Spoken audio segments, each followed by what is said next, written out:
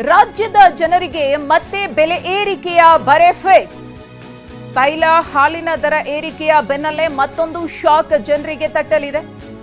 Bus ticket ದರ ಹೆಚ್ಚಿಸುವ ಸುಳಿವನ್ನ ನೀಡಿದ್ದಾರೆ ರಾಜು ಕಾಗೆ.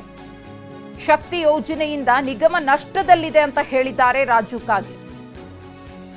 ಡೀಸೆಲ್ ಬಸ್ ಬಿಡಿ ಭಾಗಗಳ ದರ ಕೂಡ ಹೆಚ್ಚಾಗಿದೆ. ಕಳೆದ 10 ವರ್ಷಗಳಿಂದ ಬಸ್ ಟಿಕೆಟ್ ದರವನ್ನ ಹೆಚ್ಚಿಸಿಲ್ಲ. ಹಾಗಾಗಿ ಈ ಬಾರಿಯಾದ್ರೂ ಬಸ್ ದರ ಏರಿಕೆಯ ಬಗ್ಗೆ ಚಿಂತನೆ ನಡೆದಿದೆ ಅನ್ನೋ ಸುಳಿವನ್ನ ರಾಜು ಕಾಗೆ ಕೊಟ್ಟಿದ್ದಾರೆ. ಆ ಮೂಲಕ ರಾಜ್ಯದ ಜನರಿಗೆ ಗಾಯದ ಮೇಲೆ ಬರೆ ಎಂಬಂತೆ ಇದೀಗ ಬಸ್ ದರ ಏರಿಕೆಯ ಬಿಸಿ ಕೂಡ ತಟ್ಟಲಿದೆ.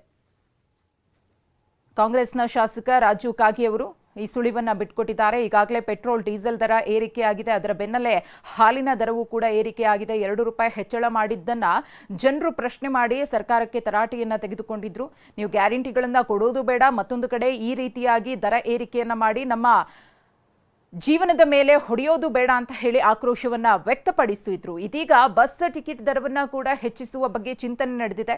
ಕಳೆದ 10 ವರ್ಷಗಳಿಂದ ಬಸ್ ಟಿಕೆಟ್ ದರವನ್ನ ನಾವು ಹೆಚ್ಚಳ ಮಾಡಿಲ್ಲ. ಹೆಚ್ಚಿಸುವುದಕ್ಕೆ ಏನೆಲ್ಲ ಕಾರಣಗಳು ಇದೆ ಅನ್ನೋದ್ರ ಬಗ್ಗೆಯೂ ಕೂಡ ರಾಜು ಕಾಗೆ ಮಾತನಾಡಿದ್ದಾರೆ. ವಾಯು ಕರ್ನಾಟಕ ನಿಗಮದ ಅಧ್ಯಕ್ಷರು ರಾಜು ಕಾಗೆ ಅವರು ಬಹಳ ನಷ್ಟದಲ್ಲಿದ್ದೇವೆ, ಶಕ್ತಿ ಯೋಜನೆಯಿಂದಲೂ ಕೂಡ ಬಹಳ ನಷ್ಟ ಉಂಟಾಗ್ತಿದೆ ಅನ್ನೋ ಮಾತನ್ನ ಹೇಳಿದ್ದಾರೆ. ಟಿಕೆಟ್ ಪ್ರಕರಣವನ್ನು ಹೆಚ್ಚಿಗೆ ಮಾಡಬೇಕು ಅನ್ನೋದು, ಯಾಕಂದ್ರೆ 10 ವರ್ಷ ಆಯ್ತು ನಾವು ಹೆಚ್ಚಿಗೆನೇ ಮಾಡಿಲ್ಲ ರೇಟ್ಗಳನ್ನು.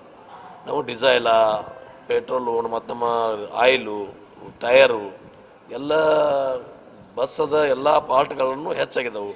ಆದಷ್ಟಿಂದ ಸ್ವಲ್ಪ ಟಿಕೆಟ್ ದರನೂ ಹೆಚ್ಚು ಮಾಡುವ ಚಿಂತನೆಯನ್ನು ನಾವು ಮಾಡ್ತಾ ಇದ್ದೀವಿ. ನಾವೀಗ ಈಗಲೇ ನಮ್ಮ ವಾಯುವ್ಯ ಕರ್ನಾಟಕ ನಾವು ಸ್ವಲ್ಪ ಹಾನಿಯಲ್ಲಿದ್ದರೂ ನಾವು ನಡೆಸ್ತಾ ಇದ್ದೀವಿ.